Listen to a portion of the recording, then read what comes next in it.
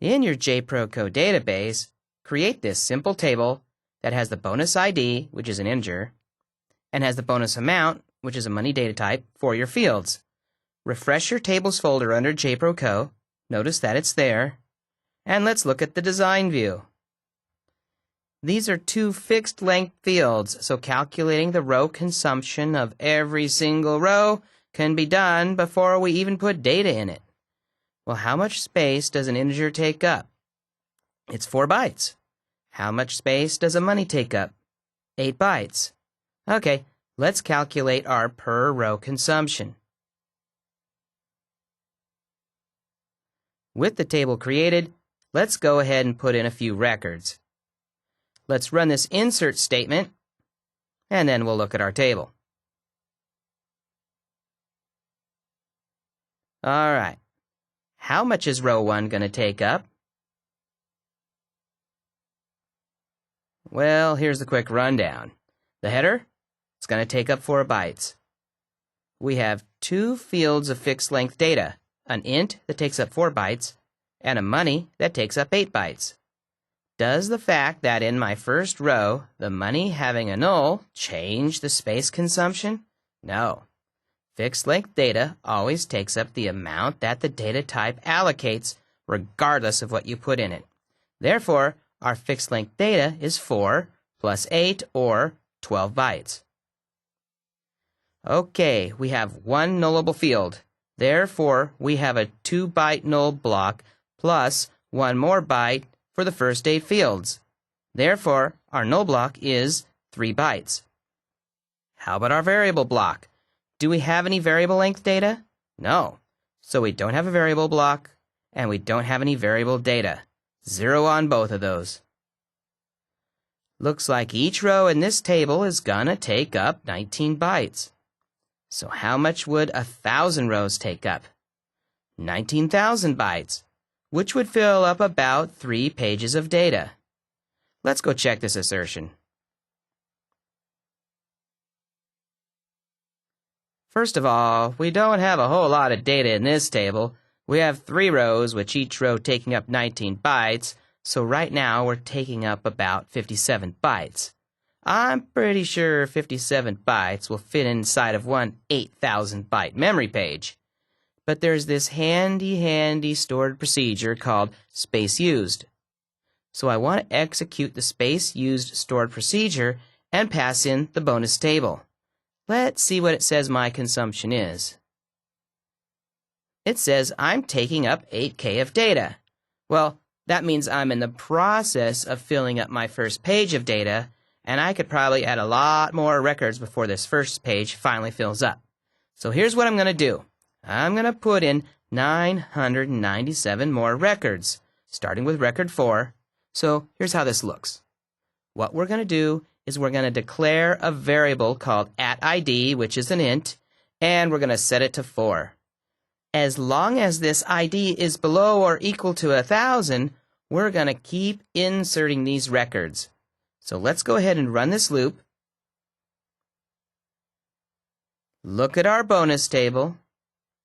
And notice we have 1,000 records of bonus ID. We haven't filled in the amount.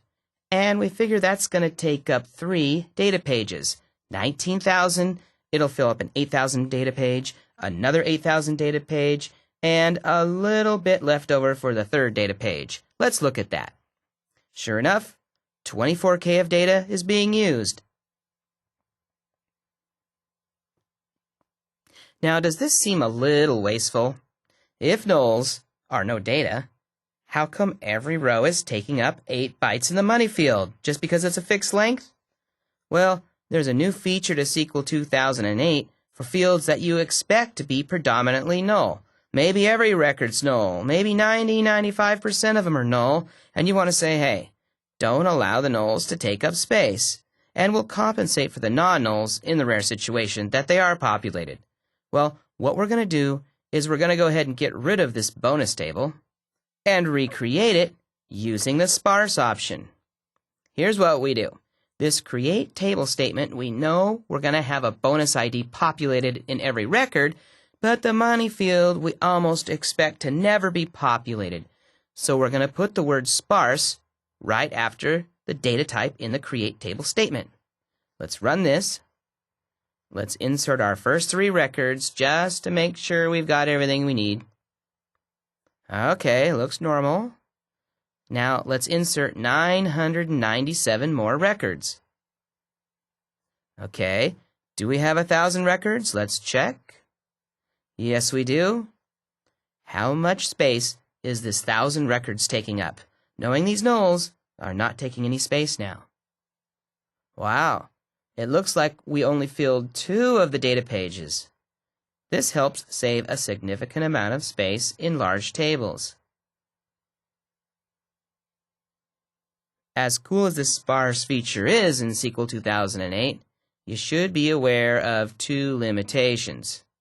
Number 1, if you do decide to populate the sparse field, then it's going to take up more space than a regular field that's populated. Now, let's use an example. First, let's get rid of the bonus table again so we can recreate it. Let's select this to create the table, and now we're going to have a bonus of $1,000.99, and that'll be for bonus 2, and that'll be for bonus 3. And that will also be the number for every other bonus from 4 to 1,000. So let's run this. Now, when we look at our table, we can see that our sparse nullable field is populated in every single record. What did that do to our space consumption? Wow, it went up significantly. So you should only use the sparse feature for fields you know will be sparsely populated. Another limitation is the fields that make great candidates for the sparse feature.